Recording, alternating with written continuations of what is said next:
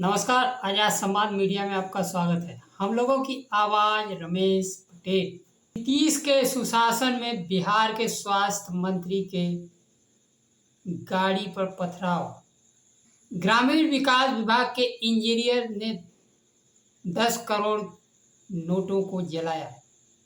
जनता party के अध्यक्ष स्वामी प्रसाद मौर्य ने भारतीय जनता पार्टी पर वोटों के हेराफेरी तथा परीक्षा में धांधली का लगाया आरोप। समय के साथ खबर पाने के लिए चैनल को सब्सक्राइब करें। नमस्कार, खबर विस्तार से। बिहार की राजधानी पटना में स्वास्थ्य मंत्री मंगल पांडे की गाड़ी पर पथराव हुआ है। 15 अगस्त को पाटलिपुत्र थाने में 2 मासूम बच्चों का शव एक गाड़ी में मिला था, जिसको लेकर दोषियों के खिलाफ कार्रवाई और गिरफ्तारी को लेकर प्रदर्शन चल रहा था, जिसमें आक्रोशित परिजनों और स्थानीय लोग अटल पथ पर प्रदर्शन कर रहे थे। इस दौरान प्रदर्शनकारियों और पुलिस के बीच झड़प हुई, जिसके बाद गुस्साई भीड़ ने कई गाड़ियों को आग के हवाले कर दिया। कानून व्यवस्था ध्वस्त होने और प्रशासन से सुनवाई और कार्रवाई नहीं होने के कारण कल ही पटेल नगर में 2 बच्चों के हत्या से आक्रोशित लोगों ने स्वास्थ्य मंत्री मंगल पांडे की गाड़ी पर हमला कर दिया। भारतीय जनता पार्टी के शासन में धरना प्रदर्शन अधिकार की बात करने पर लाठियां मिलती हैं। अभी दिल्ली में छात्रों और शिक्षकों पर बर्बर तरीके से लाठीचार्ज हुआ था। वहीं पटना में सुनवाई और कार्रवाई को लेकर प्रदर्शनकारियों पर लाठीचार्ज किया गया। देश ऐसी कोई समस्या नहीं है जिससे हल न किया जा सके। स्वास्थ्य मंत्री मंगल पांडे प्रदर्शनकारियों से बातचीत करते उन्हें कार्रवाई का आश्वासन देते तो ऐसा नहीं होता। बिहार विपक्ष के नेता तेजस्वी यादव ने प्रधानमंत्री और एनडीए सरकार को निशाने पर लिया। उन्होंने कहा कि मोदी जी के मंगल राज में अब सत्ताधारी भाजपाई गुंडों द्वारा घर में घुसकर मारने का नया ट्रेंड बन गया है। उन्होंने मुख्यमंत्री नीतीश कुमार को अचेत और बेसुध मुख्यमंत्री बताया।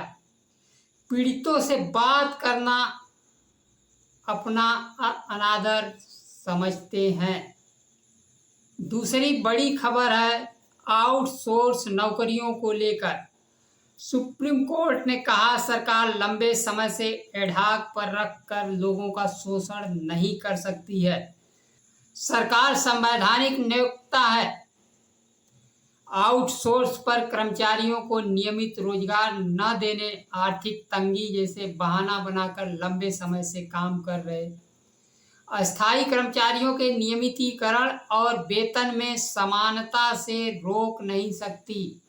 यह फैसला न्यायाधीश विक्रमनाथ और संदीप मेहता की पीठ ने उत्तर प्रदेश शिक्षा सेवा आयोग के दैनिक भोगी कर्मचारियों द्वारा अपील पर दिया। इन कर्मचारियों का कहना है कि हम सालों से काम कर रहे हैं, लेकिन सरकार नियमितीकरण से इनकार कर रही है। इसके अलावा हमें वेतन बहुत कम मिलता है।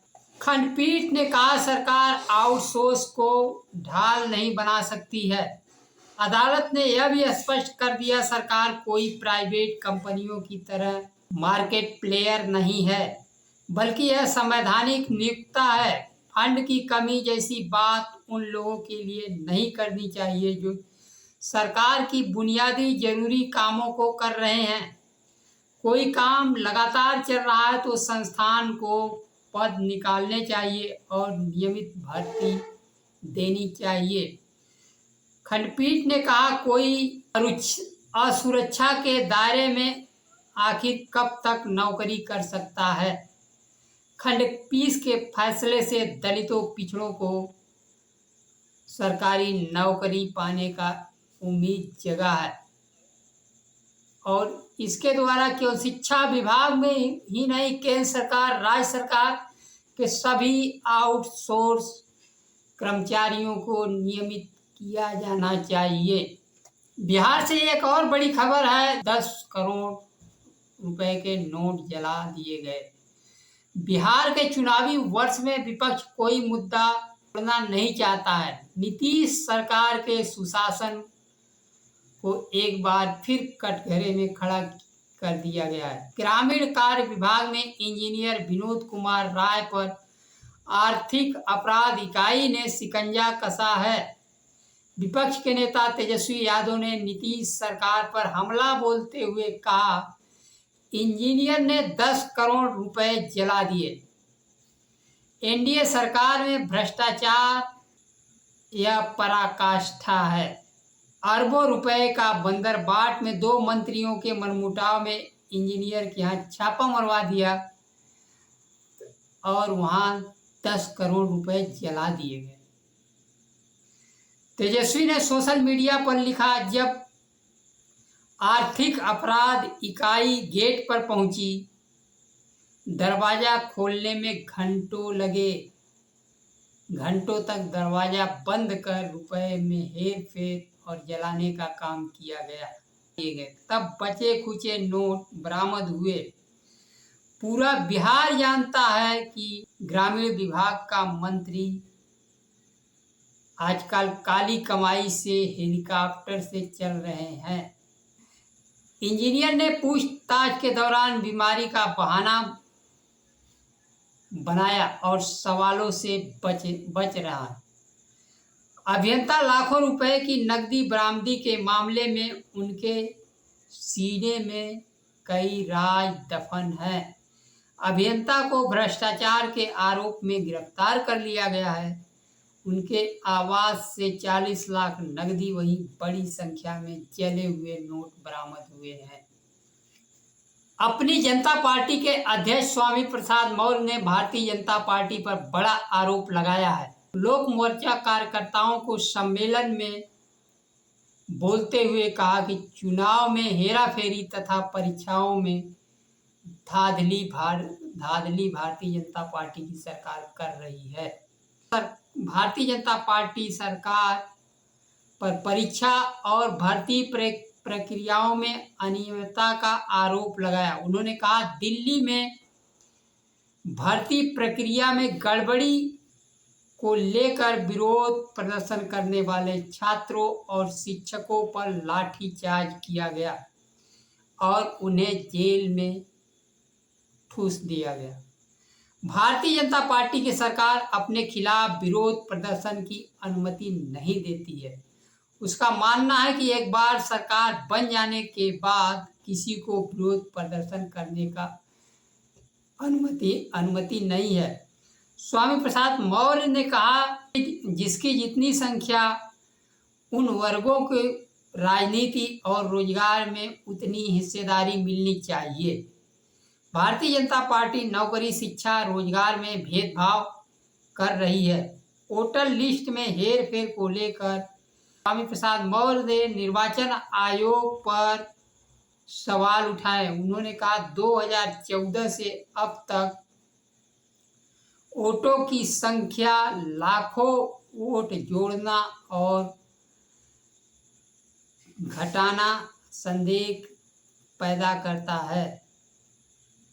घुसपैठियों की मामला भारतीय जनता पार्टी की विफलता है। पिछले 11 वर्षों से केंद्र में भारतीय जनता पार्टी की सरकार है तथा विभिन्न राज्यों में भी 5 से 10 वर्षों से भारतीय जनता पार्टी की सरकार है। सीमाओं की सुरक्षा की जिम्मेदारी केंद्र सरकार के अधीन आता है। सरकार की सुरक्षा व्यवस्था घुसपैठियों के मामले में पूरी तरह विफल हो चुका है। उन्होंने कहा, भारतीय जनता पार्टी आरएसएस से जुड़े लोग सरकारी नौकरियों में नियुक्ति कर रहे हैं। दलित, पिछड़े, आदिवासी वर्ग को आरक्षण से वंचित करके एनएसएफ किया जा रहा है। भारतीय जनता पार्टी की सरकार में नौकरियों को खत्म किया जा रहा है। चाहे छात्र का विरोध प्रदर्शन हो, किसान आंदोलन हो, मजदूर आंदोलन हो, सभी आंदोलन को अमानवीय तरीके से दबाया जा रहा है और लोकतंत्र में मिली अपनी बात कहने की स्वतंत्रता के अधिकार को छीना जा रहा है। विपक्ष के नेता राहुल गांधी वोट चोरी का सबूत देने के बाद चुनाव आयोग शपथ पत्र मांगता है। उनकी उसी प्रकार का दावा करने वाले भारतीय जनता पार्टी के नेता और पूर्व केंद्रीय मंत्री अनुराग ठाकुर दावा करते हैं चुनाव आयोग शपथ पत्र नहीं मांगता है। राहुल गांधी कहते हैं चुनाव आयोग से पूरे देश की जनता शपथ पत्र मांग रही है। जनता को पारदर्शी मतदाता सूची